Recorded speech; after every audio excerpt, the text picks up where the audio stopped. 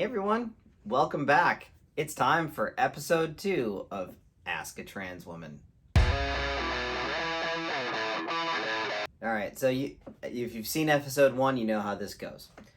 I'm going to field some questions from the previous week's comment section, as well as the tweets that I wrote about, announcing it and sharing the video.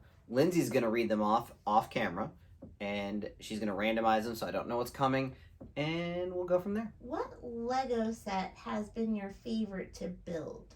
What set do you really want to buy? Okay, so the two-part question: what is my favorite Lego set that I've ever built, and what set do I really want to buy? And they are obviously two different things, because one I'd already built it. So my favorite set I've ever built is the Medieval Blacksmith Lego Ideas set. Came out about a year ago. It is just a masterpiece. There's no other way to put it. It is just intricately detailed, but in a way that is not tedious, and just so unique to what we have from not just Lego Ideas, but from like the modern the modern cast line doesn't really exist. So there's it seems like they're gonna try to bring it back a little bit now with the 90th anniversary. But yeah, that set was just such a joy. Like, I enjoyed every aspect of that build, and I'm trying to think of a single other set where I've enjoyed it that much. More recently, probably my favorite recent build. I don't know if you can see it on camera, but I actually have the Buzz Lightyear spaceship from the upcoming film. That came out, I want to say, about a month ago, and it was just so much fun. It was one of the first sets I've built in a long time, because I took a big break from Lego, because that's what I do every day for my job, and it just got a little annoying. But I'd say all time, definitely the Medieval Blacksmith. And as far as what I want to buy, I think I have a kind of a running list in my head. Lindsay knows, like we've tried to figure out priorities, because the problem is I'm at the stage where most of the Lego sets I want are really expensive.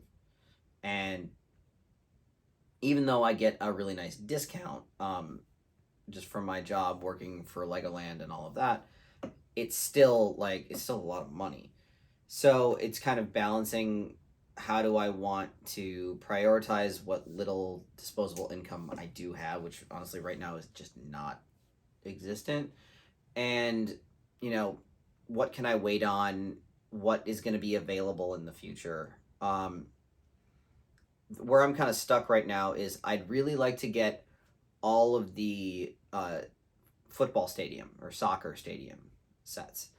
I have Camp Nou, the Barcelona set. I've built about half of it, but it's a very tedious build. It's not an enjoyable process. But I'm such a huge soccer fan, and soccer is such a huge part of my life, both in my past career, but just as well as my personal life. I just want those sets. I don't know where I'm even gonna put them because they're big, but I would love to get the Stadio Bernabeu for Real Madrid, and I really want to hunt down Old Trafford from Manchester United. I hate Manchester United as a club. Sorry, I'm a Chelsea person, and the problem is it's the oldest one of the football stadiums, and so it's going to be retired soon.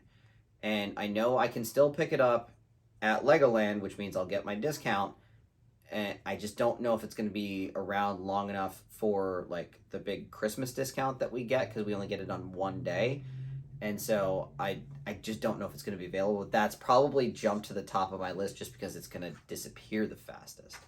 Outside of that, the big Monkey Kid sets are really high on my list as well, because I'm trying to collect all of the Monkey Kid. I have all of Wave 1, I guess you could call it, like year 1.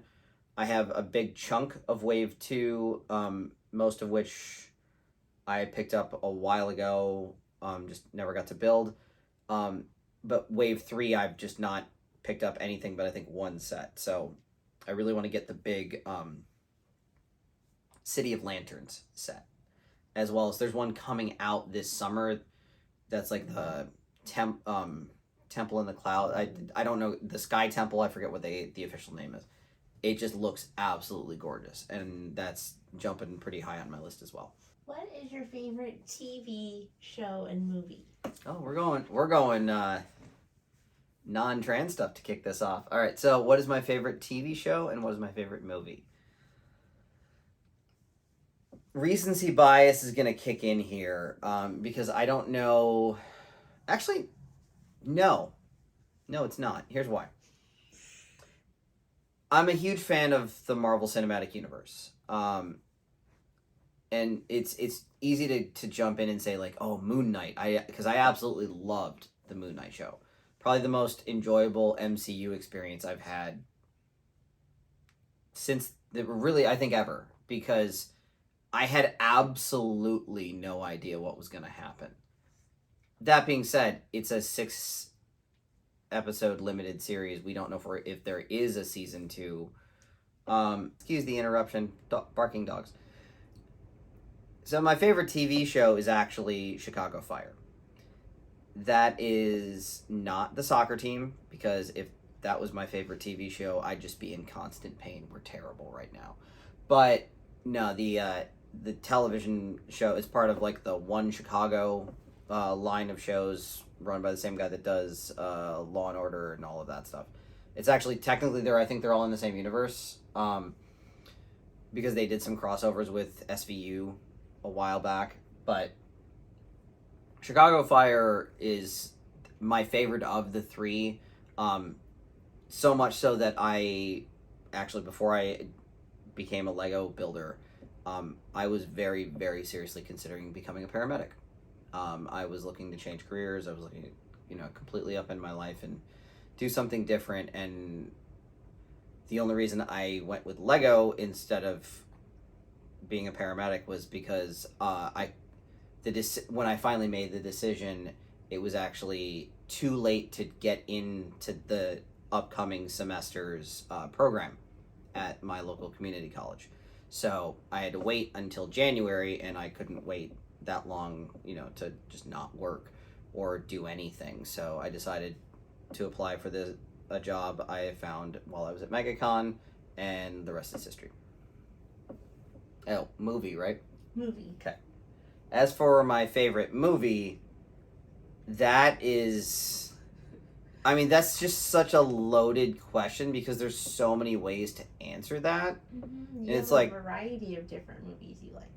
Yeah, I'm a huge fan of the Marvel Cinematic Universe, but outside of that, I'm a massive Star Wars fan. I just don't talk about it nearly as much as my wife does, because I've kind of turned her into the family Star Wars fan, because she runs our Star Wars website, edgeofthegalaxy.com, and which is now really just a YouTube channel, but we're working on relaunching the website. Different story for a different day. So, but there's other stuff too, and there's so many. God, it's like trying to pick your favorite kid. I really, I don't know. I don't know how to answer that, because there are so many movies that define my sense of humor, my personality. The ones that are jumping to my mind are the original Ghostbusters and Back to the Future, which is Lindsay's all-time favorite movie. But it so much of just my sense of humor comes from those 2 movies, and there's just stuff all over the place. It's like trying to get me to pick my favorite Disney film. Actually, no, I do have a favorite. It's the Black Cauldron. Which is, most people think is a terrible film, but I just absolutely love it for all its warts. But, I also love Treasure Planet, Atlantis, The Lost Empire. All the stuff that everyone thinks sucks is, my favorites, except for Sleeping Beauty, which is just an absolute masterpiece of animation and art. But, see, that, I named, 5 or 6 movies just right there. Mm-hmm. So, I don't really have an odds-on favorite. It really just depends on my mood. Sorry, that's kind of a non-answer, but it's the best I got. That wasn't an answer. All right. As a trans woman, what are some tips on finding a swimsuit that fits? Ooh, I remember seeing this pretty quickly, and ooh, okay. So, some tips on finding a swimsuit that fits.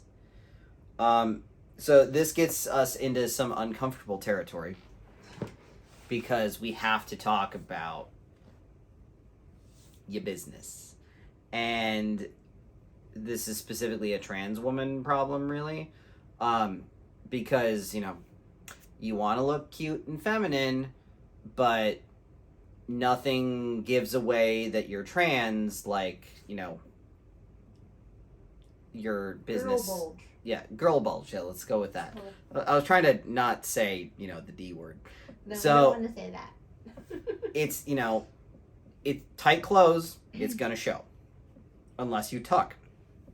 Tucking is not comfortable to me. I don't do it, like basically ever, and especially not with like tape and all of that stuff that a lot of people do. Which, if you do, hey, that's your deal. I'm not gonna judge you for it. It's just it doesn't work for me. I'm just no.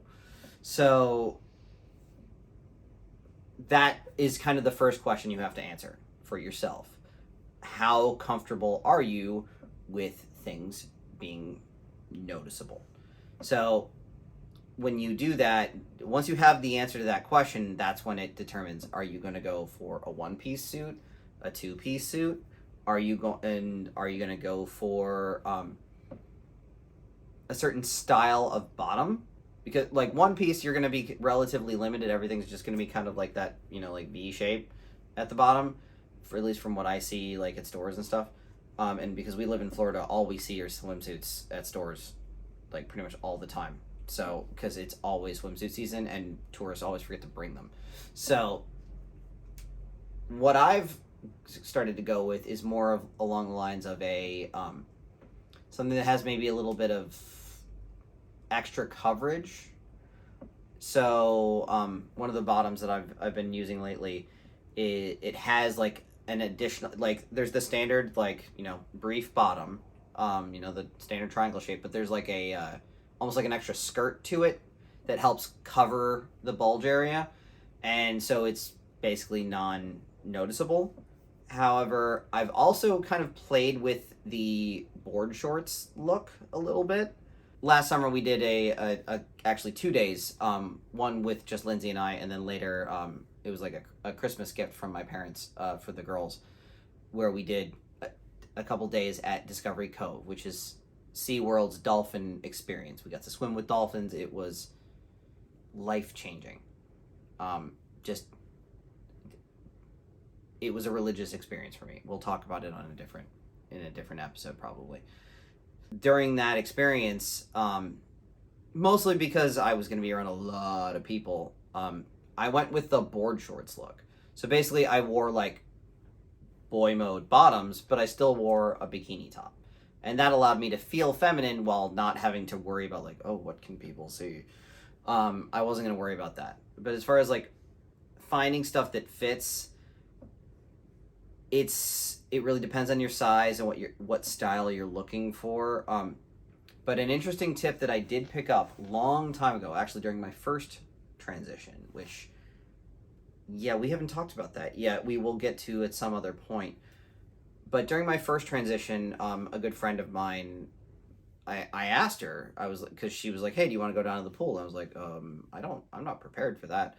And she said, oh, don't worry about it. It's not a big deal. But what she taught me, what she does, because she didn't tuck either, is she wore two bottoms.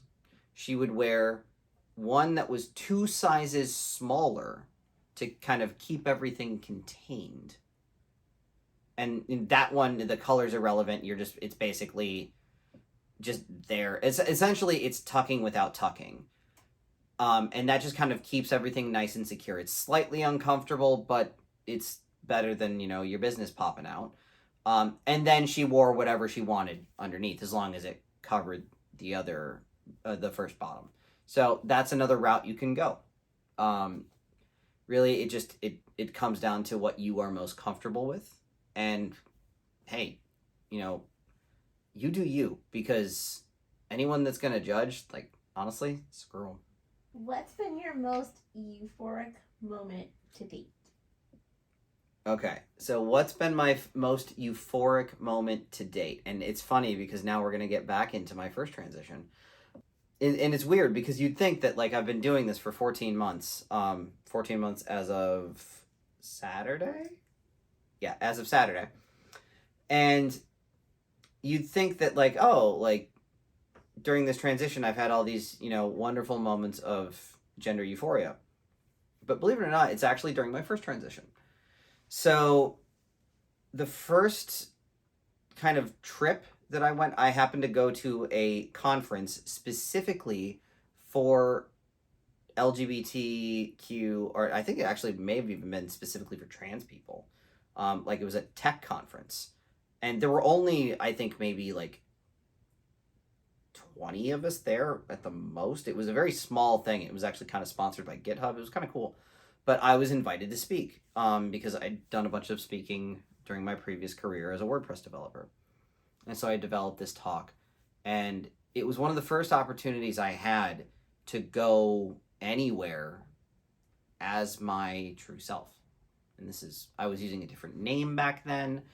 So that's a whole, like I said, it's a whole different mess. But the day of the conference, going there, like taking the Uber and everything, because it was in San Francisco, I knew I was in essentially like a safe community. I was not worried about like being judged or anything.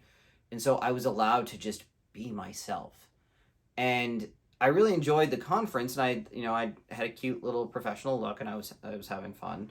But where I really felt euphoria, and I'm honestly, I'm still chasing this high, is after the conference day was over, I went out to check out some of the like stuff in San Francisco. Mainly, it had been recommended to me to go see Pier 39. So I went back to my hotel room and I changed and I put on this really simple dress. It was like a knit turtleneck, but it was sleeveless, because it was relatively warm. Little did I know San Francisco gets very chilly in the evenings. So I was just walking around, and it was a bit of a bodycon dress, but I was in decent enough shape that I didn't feel like awkward. And I had, I think, leggings on as well. So like I was covered up, but I felt so incredibly feminine and so confident that I've never quite reached that point since. I've come close. There have been a few trips to Disney and things like that where I've really felt like my true self. You've seen, actually, you can kind of see it right here in the background. This day was pretty close. The day I took this photo that's here on my screen. It's just, I've never quite felt that way since. And I know it's coming. I'm sure, especially as like I adjust and my hair gets a little bit longer. You can see I'm doing a little bit of a different thing with my hair these days, and it'll get there. But God, that moment of just walking around Pier 39, people like looking at me, but not in like the kind of way. It was more of like a ooh, like she's confident. I've never felt so confident in my life, and so to experience that again would just be absolute magic. Where did you get those lovely glasses? The ones that you're not The wearing. one, of course. Where did I get the glasses that I wore in the last episode and I'm not wearing today because I wore my contacts to work? Okay, so very simple. I will just go get them. And I'm back. So the glasses in question are actually these. These are glasses, my daily glasses, or when I'm wearing them. I got them from Pear Eyewear. So I'll link those down in the description below. What's cool about these glasses is they actually have these magnets built into the frames in the corners. And so that allows you to do to have these additional toppers to change the look of your glasses. So what I was wearing in the last video was part of their new Pride collection. Now, this is the same, I believe the same design they had last year, but I somehow missed it. I think I got my glasses too late because I got them after Pride and they just didn't have the trans flag anymore. But I made sure once the collection was released to pick these up. Pretty much these are my go-to topper now. I'll probably switch it up eventually, but they have a ton of designs.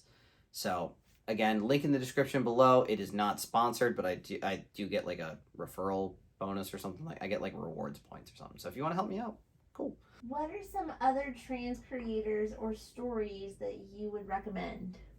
Okay, so I know who asked this question, and I meant to have a list prepared. It just ended up being a very interesting weekend. But I do have a couple stories that I do think are very, very interesting. I don't necessarily have a list of creators, but I'm going to request, I will put a comment in this video after I post it. If you are a trans creator, drop your link in that comment thread, and let's make sure that we all support each other, because that is so incredibly important. That being said, some really interesting trans stories that I've read or watched lately. My go-to is always Her Story. Is a series, like a short web series. You think each episode is like 6-7 minutes long. So the whole thing like is basically like one episode of TV when it's all said and done. I don't want to say there are either 5 or 6 episodes. It came out 5 or 6 years ago now, possibly even longer. It stars Jen Richards and Angelica Ross, who you may know now from Pose. Just a fantastic, like, basically indie film almost, that just shows the real lives of trans women in LA. Kind of what we go through. Obviously, I don't live in LA, but like what we go through, what dating is like, both when dating women and dating men, or both, and just how complicated it can be. It's just a very real story. It doesn't necessarily have like a hard political message, or it's not like a sob story or anything. It's just actually really a very cute love story, of how these two characters, one a cisgender lesbian and the other a trans woman, meet, in part through kind of happenstance, but it just how their relationship grows fairly quickly. I really love that story, and it was one of the first things I showed my wife to help her understand being trans and just kind of what we deal with. It includes like even like turfy bullshit. So that's really always at the top of my list. You can find it for free on YouTube. And apart from that, there are a couple books I'm reading right now that I really want to recommend, and I'll link them in the description below as well. The first is Danica Rome's autobiography, or memoirs, if you want to call it, Burn the Page. It is kind of how she became the first out trans state legislator in the United States. Kind of like the steps she took to get there. I've so far found it very inspiring, and I've kind of set a personal goal to join the club, as it were, and become an elected state representative within maybe the next 5 years. We'll see how that goes. Maybe not state level, but let's start small. The other is a graphic novel, like targeted towards young adults, but it's just like, I started reading it actually today, and 30 pages in, I was like holding back tears because I was at work on my break. But it's called Galaxy, the Prettiest Star. It's actually a DC Comics graphic novel that's essentially about an alien princess who is hiding on Earth. But because of the way it's all being done, she has to hide as a boy. And it is just such a wonderful metaphor for the trans experience, especially pre-transition. If you picked up you may have seen the preview for it on Free Comic Book Day, which is how I became aware of this story, and just the Free Comic Book Day portion made me cry. And that was, I want to say it's about a third of the way into the book is where that scene, because I flipped through to see like where it was, and knowing how powerful that scene was and how powerful what I've already read is, I cannot recommend either of those enough. So definitely, I'll put the links in the description below for all of those. What's been the best part of coming out besides just finally expressing yourself? So what's the best part of coming out besides just being me? It's hard to not be sarcastic here and just be like, it all sucks. But really, I think the best part of it is actually seeing other people grow around me. I was having a conversation with my daughter this weekend, and we were specifically talking about how she felt when I first started transitioning versus now. And what she said echoes kind of what I've noticed with Lindsay as well, especially, but just other people around me, is how me coming into my own and being my whole self has inspired the other people in my life to make positive changes for themselves as well. Because I do my best to project confidence, because I've finally started to feel it. I know what it feels like. And so I try to like just share that energy with people. I notice, especially with my daughter, it has made a massive difference in her confidence. She started out, she's this like kind of like timid little mousy girl. And for the most part, she is still kind of that way. But when she feels strongly about something, she does not hold back. And it's so wonderful to see. And I've noticed that with my wife as well. You can look back at, photos that we posted at the beginning of my transition to now, and it's night and day how much her inner beauty has started to shine through. And she's like sitting here staring at me, so I'm trying to not talk about this while making her cry. But maybe we will just a little bit. But it's just, she has blossomed so much. Like, not in a way that we've tried to or anything, but like she's lost weight because she's just feeling better about herself. She's eating better. She's taking better care of herself because she's seeing me. I don't know if she's like trying to compete with me or something, because actually I know she is, because she tells me all the time, she's like, you're too cute, this isn't okay. And I'm like, I still don't look like you, so I got a lot of catching up to do. But I get a little bit of competitiveness where we're kind of keeping up with each other and pushing each other.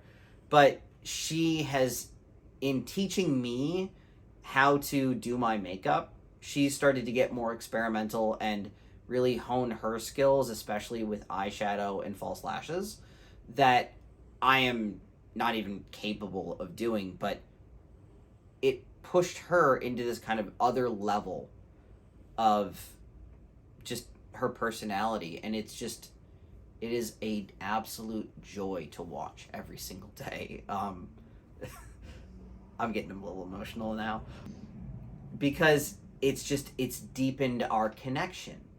It's deepened my connection with my kids, because they're getting to see the whole me now. My daughter Scarlett we're going to do a separate video with her, in part because of what I was talking about in the last episode. But she talked a lot about with me how, she was scared at first, but now I think the word she used was, she feels so much more connected to me.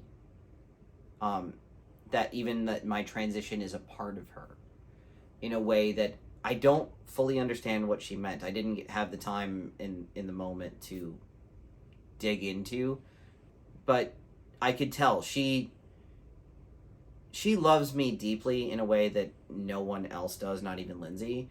And seeing her embrace my transition has just been, it gives me hope for the future. Not just for her, obviously, but like, she shows me what society is capable of if they keep an open mind and if they kind of put away the fear and just experience and allow things to happen. How do you deal with imposter syndrome? I.e., am I trans enough? Okay, she had to say the hard one for last. So the question is, how do I deal with imposter syndrome? So the example being like, am I trans enough? And it's funny because I made, I think, like an Instagram reel or something like that, actually about these glasses, because it was like, oh, sometimes I feel like I'm not trans enough, so I'm gonna show the world that I am. So it was cute in the moment. Imposter syndrome as a concept is really difficult because you can have imposter syndrome about just about anything you're involved in. For the longest time, I had imposter syndrome about my day job, or well, actually, I still have imposter syndrome about my day job, just a different job now. It's just this constant feeling of like, I'm not good enough. I'm a fraud because like what I say that I'm an expert in, I'm really not, because I don't know what I'm doing. For trans people, it's its own separate ball of mess of constantly, it's really what dysphoria is. It's kind of the, ugly stepsister of dysphoria. Dysphoria is going to constantly tell you that, when you're a trans woman, that you're a man. And I deal with that all the time. But imposter syndrome is more kind of the other side of the coin of, like, I know I'm trans, like I literally wear it on my sleeve every day. But I often don't feel trans enough. And a lot of that stems from, well, like, yeah, I'm trans, but like I'm not femme enough. Before I filmed this, I had basically a day's growth of beard because I didn't feel like shaving today, and no one at my work cares. They just don't. They know I'm trans. They know who I am. They still call me Alexis instead of my dead name, even though most people don't know it. Nobody calls me he. Pretty sure actually people probably get fired if they did, because it would just be outwardly aggressive at this point. But yeah, I don't have a good answer because it really it's so situationally dependent. But it's just knowing that you are trans enough, because what's trans enough is you admitting that you're trans. That's it. That makes you trans.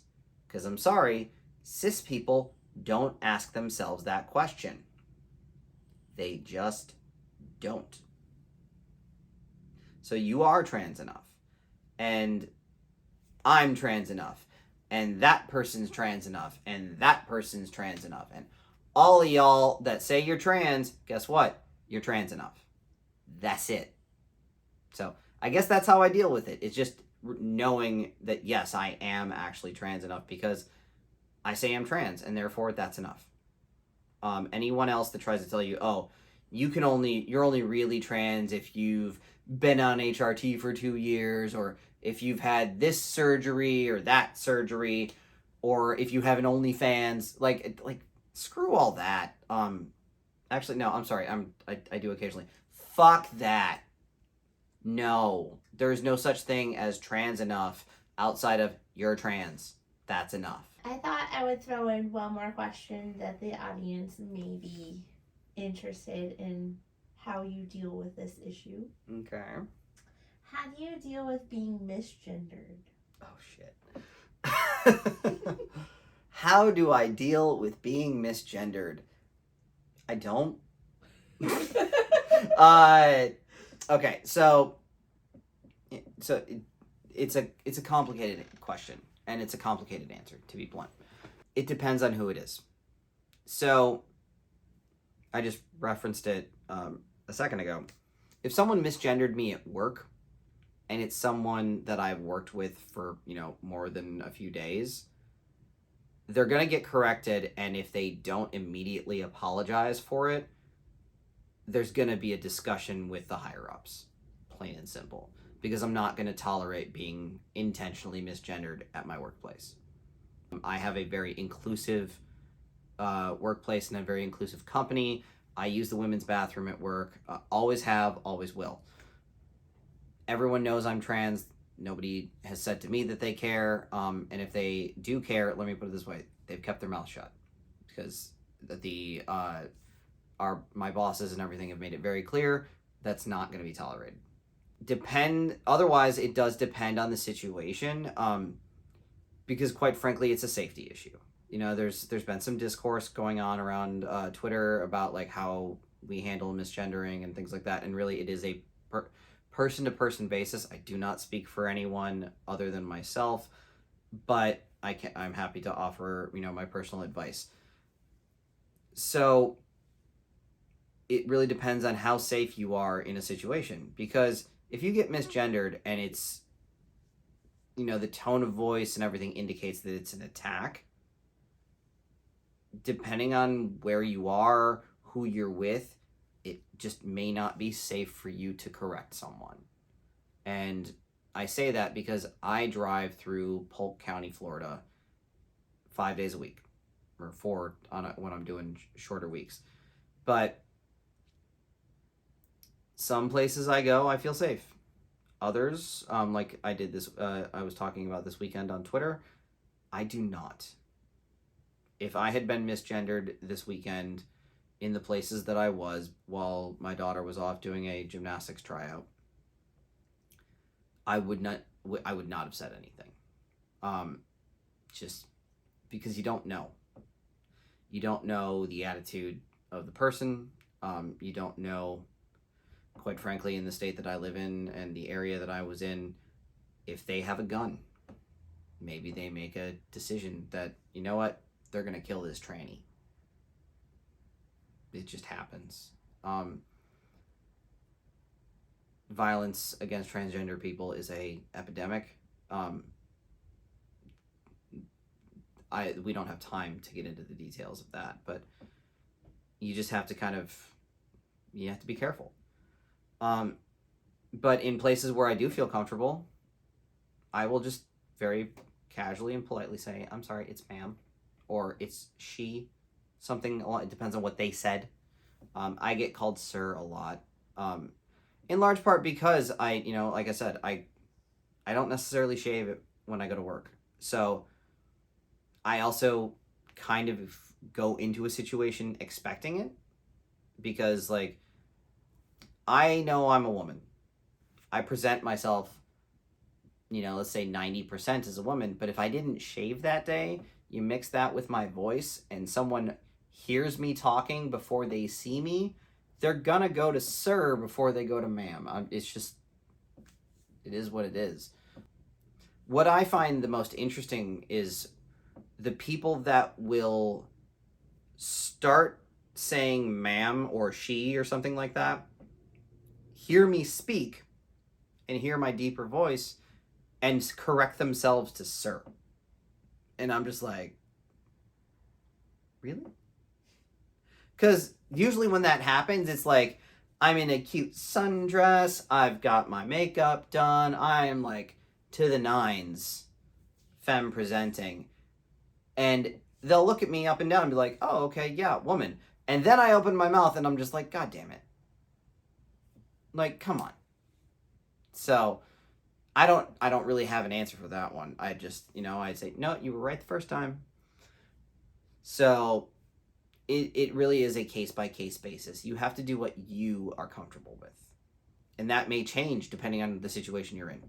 So that being said, my parents are on notice. I basically have a swear jar in my head of every time they misgender me. I add $5 to the total. And like at the end of the month, I'll be like, okay, mom, you owe me like $50 this month. Because that's how many times you called me he, in conversation, or like when you were talking to my dad and I was in the room and you referred to me by the wrong name, that sort of thing. It's been over a year at this point. You've had the time. So really just, try not to assume malicious intent unless you can actually hear it in their voice. Just because if you assume malicious intent when it's not there, it may, and you, let's say you correct someone and you have a bit of a tone, it can create a situation where there wasn't one, which may take a safe situation and make it unsafe. So just do your best to read the room. And, that's the best advice I can give you based on what I've experienced over the last year and 2 months. I hope all of that was helpful this week. A bit longer, I think, than the last one. So thank you so much for watching. You may have skipped around on this one, and I totally understand that. But I really, really do appreciate it. If you enjoyed this video, please give it a like. It really helps spread our content. And especially if you really enjoyed this series, please consider subscribing. It means the absolute world. It's how we, grow this channel. We need our subscribers' support. So thank you. So that's all for this one. See you on the next one. And as always, have courage and be kind, especially to yourself.